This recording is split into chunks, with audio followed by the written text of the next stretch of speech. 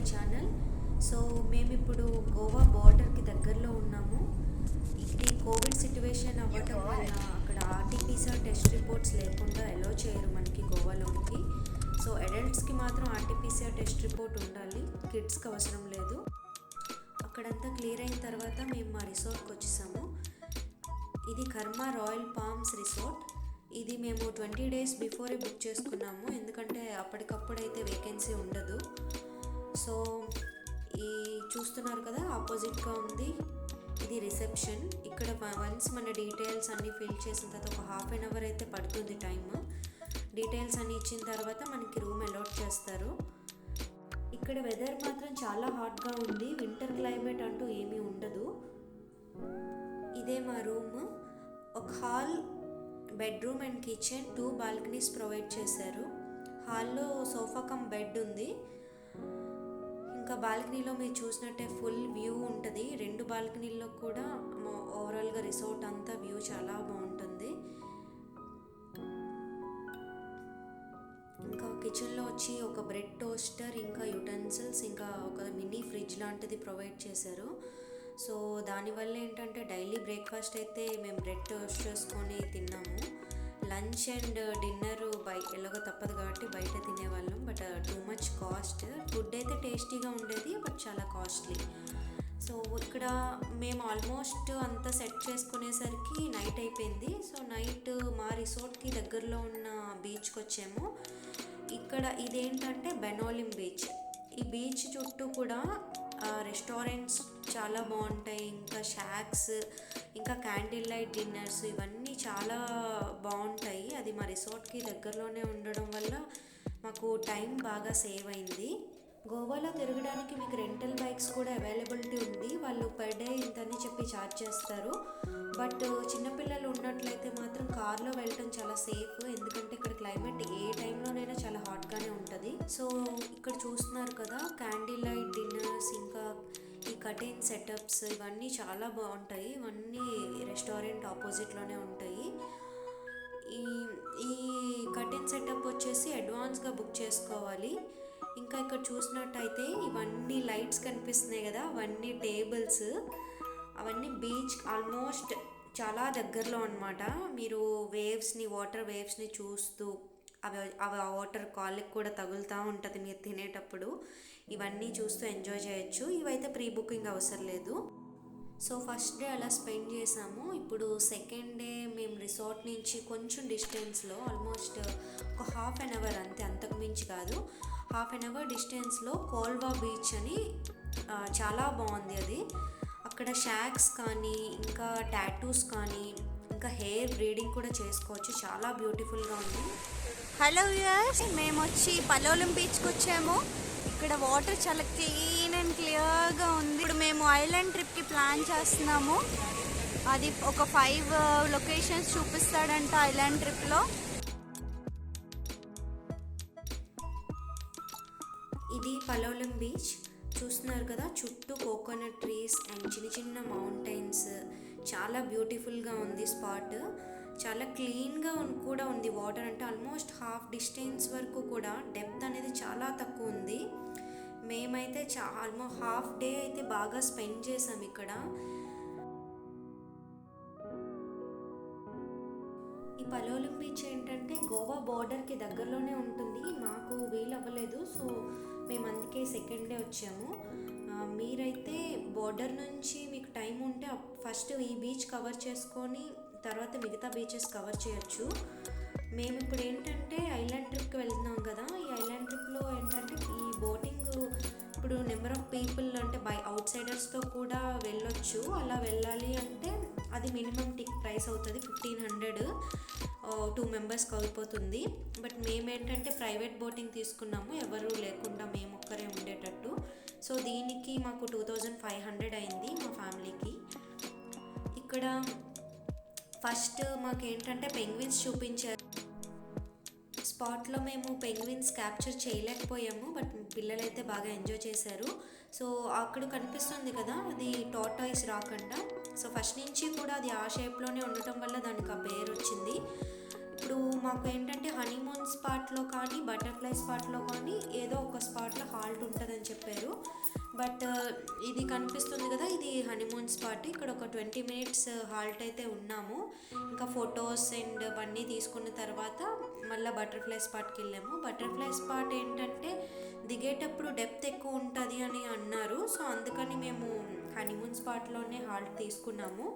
దీని తర్వాత చూసారు కదా, ఎదురుగా 2 మౌంటైన్స్ జాయింట్ అయిన ప్లేస్ మీకు బటర్ఫ్లైలా కనిపిస్తుంది కాబట్టి దానికి బటర్ఫ్లై స్పాట్ అని పెట్టారంట. మేము అక్కడైతే దిగలేదు, బట్ దూరం నుంచి అలా బోట్లో నుంచో చూసాము.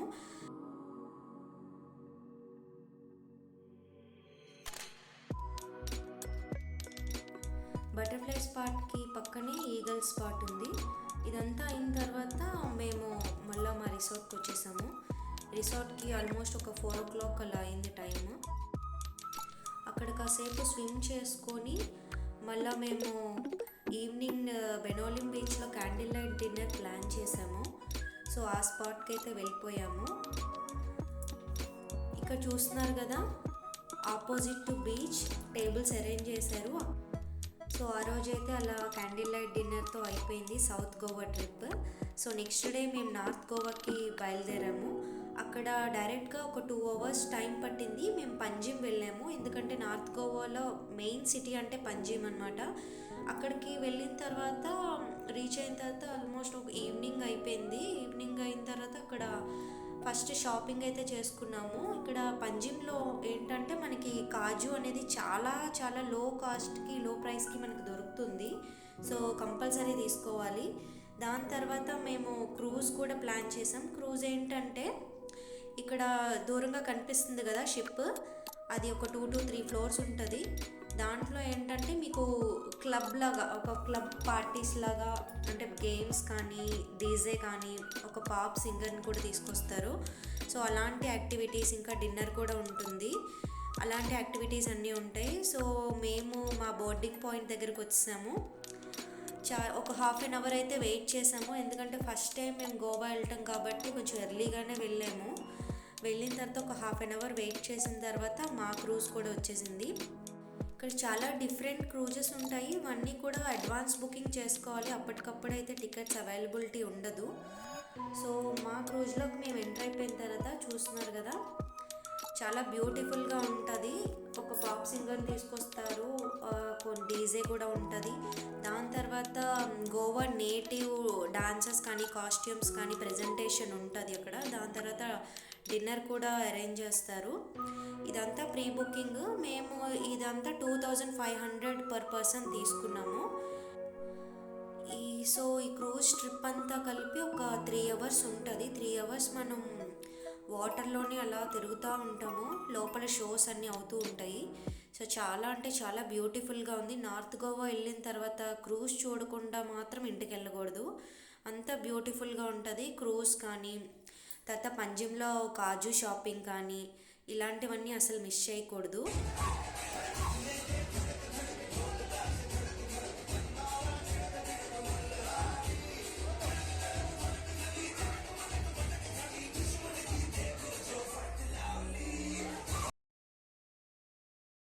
నార్త్ గోవాలో ఫస్ట్ డే అలా స్పెండ్ చేసాము. ఇప్పుడు సెకండ్ డే వచ్చి మేము మాల్వన్ బీచ్కి వచ్చాము. మాల్వన్ బీచ్లో ఏంటంటే మీరు వాటర్ స్పోర్ట్స్ కంప్లీట్ చేయకుండా అస్సలు వెళ్ళకూడదు.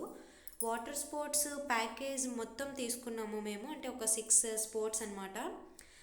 అంటే scuba diving, parasliding, banana ride, jet ride, తర్వాత బోట్ రైడు ఇలా ఉన్నాయి. ఇవన్నీ కూడా ఒక ప్యాకేజ్లో 2000 rupees per person తీసుకున్నాము. కిడ్స్కి అయితే ఎలో చేయరు, బట్ కిడ్స్కి వచ్చి ఒకటి పారాస్లైడింగ్ రైడ్ అయితే ఎలో చేస్తారు. మిగతా అడల్ట్స్ మాత్రం మిగతా అన్ని గేమ్స్ పార్టిసిపేట్ చేయొచ్చు. కొంచెం భయంగా అనిపించినా కూడా అన్నీ ట్రై చేసి తీరాలి, ఎందుకంటే ట్రై చేస్తే ఇది లైఫ్ టైం మెమరీస్ అవుతాయి. చాలా బ్యూటిఫుల్గా అనిపించింది మాకైతే. మేము అన్నీ ఎక్స్ప్లోర్ చేసాము. వాటర్ స్పోర్ట్స్ ఆడేటప్పుడు కంపల్సరీ జాకెట్స్ అయితే వేసుకోవాలి, ఎందుకంటే బై మిస్టేక్ ఎప్పుడైనా వాటర్లో పడినా కూడా జాకెట్స్ వేసుకోవడం వల్ల చాలా సేఫ్గా ఉంటాము, పైన ఫ్లోట్ అవుతాము. సో ఎట్టి పరిస్థితుల్లో జాకెట్స్ మాత్రం రిమూవ్ చేయొద్దు. ఇంకా ఈ వాటర్ స్పోర్ట్స్ అంత భయంకరంగా అయితే ఏమీ లేవు, చాలా బాగున్నాయి. లేడీస్కి అయితే కొంచెం స్లోగానే జెట్ రైడ్ కానీ బోట్ రైడ్ కానీ కొంచెం స్లోగానే తీసుకెళ్తారు. బనానా రైడ్ కూడా చాలా ఫన్గా అనిపిస్తుంది. బనానా రైడ్లో ఏంటంటే సగం దూరం వరకు ఫాస్ట్గా తీసుకెళ్ళి ఒకేసారి వదిలేస్తారు. ఇప్పుడు చూస్తున్నారు కదా, నేను స్కూబా డైవింగ్ చేస్తున్నాను. ఫస్ట్ టైం చేస్తున్నాను, నాకు చాలా ఎక్సైటింగ్గా అనిపించింది. బట్ ఇది ఫుల్ ఫ్లెడ్జ్డ్గా చేసిన స్కూబా డైవింగ్ కాదు.